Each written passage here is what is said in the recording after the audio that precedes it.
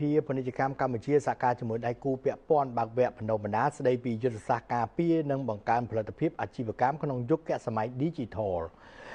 សភាពាណិជ្ជកម្មកម្ពុជាសហការជាមួយមជ្ឈមណ្ឌលអភិវឌ្ឍធុរកិច្ចមូលនិធិអភិវឌ្ឍជំនាញហៅកាត់ថា SDF និងក្រុមហ៊ុន Biz ខ្មែរ Digital Media បានរៀបចំវគ្គបណ្ដុះបណ្ដាលស្ដីពីយុទ្ធសាស្ត្រការពារនិងបង្កើនផលិតភាពអាជីវកម្មក្នុងយុគសម័យ Digital ក្រោមអធិបតីភាពឯកឧត្តមអុកញ៉ាងួនមេងតិចអគ្គនាយកសភាពាណិជ្ជកម្មកម្ពុជាដែលមានការចូលរួមពីលោកយ៉នសុភារិទ្ធស្ថាបនិកនិងជានាយកគ្រប់គ្រងក្រុមហ៊ុន Biz ខ្មែរ Digital Mediaវគ្គបណ្ដុះបណ្ដាលនេះធ្វើឡើងនៅថ្ងៃទី12ខែសីហាឆ្នាំ2026ដែលមានសហគ្រិនម្ចាស់សហគ្រាសធុនតូចនិងមធ្យមអាជីវករពាណិជ្ជករព្រមទាំងសិស្សនិស្សិតប្រមាណ80នាក់វគ្គការរៀបចំវគ្គបណ្ដុះបណ្ដាលនេះមានគោលបំណងគាំទ្រដល់សហគ្រិនសហគ្រាសធុនតូចនិងមធ្យមម្ចាស់អាជីវកម្មនិងអ្នកសិក្សាស្រាវជ្រាវក្នុងការពង្រឹងសមត្ថភាពការពារគណនេយ្យនិងទិន្នន័យអាជីវកម្មពីការក្លែងបន្លំឬការវាយប្រហារតាមប្រព័ន្ធអនឡាញព្រមទាំងលើកកម្ពស់ផលិតភាពអាជីវកម្មឲ្យកាន់តែមានប្រសិទ្ធភាពនិងសុវត្ថិភាពក្នុងបរិបទ Digital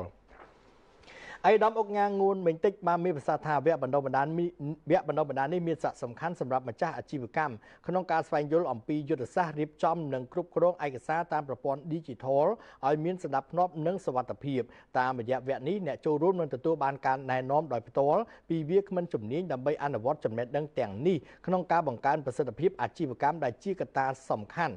សម្រាប់ការប្រកួតប្រជែងនិងឆ្លើយតបតម្រូវការទីផ្សារទាំងក្នុងស្រុកនិងអន្តរជាតិនៅក្នុងវគ្គបណ្ដុះបណ្ដាលនេះលោកយ៉នសុភារិទ្ធ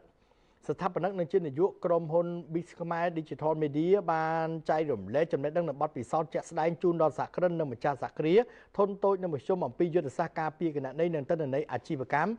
ការពារព័ត៌មានពីការឆបោកតាមអនឡាញព្រមទាំងវិធីសាស្ត្រប្រើប្រាស់បច្ចេកវិទ្យា Digital ដើម្បីបង្កើនផលិតភាពនិងប្រសិទ្ធភាពប្រតិបត្តិការអាជីវកម្មសូមបញ្ជាក់ថាក្រោមការចង្អុលបង្ហា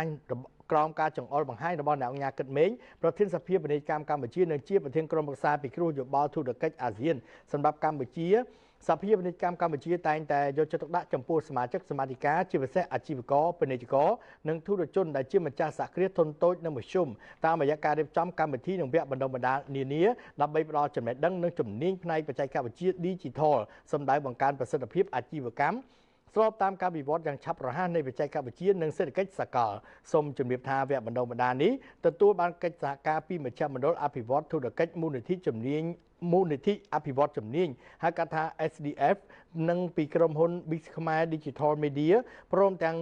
ទទួលបានការគាំទ្រពីសហគ្រិនខ្មែរនិងការឧបត្ថម្ភពីធនាគារអភិវឌ្ឍជនបទនិងកសិកម្មធនាគារ Wing Cambodia មកធនាគារប្រៃសណីកម្ពុជាកអនិងកំពង់ផែស្វយ័តភ្នំពេញ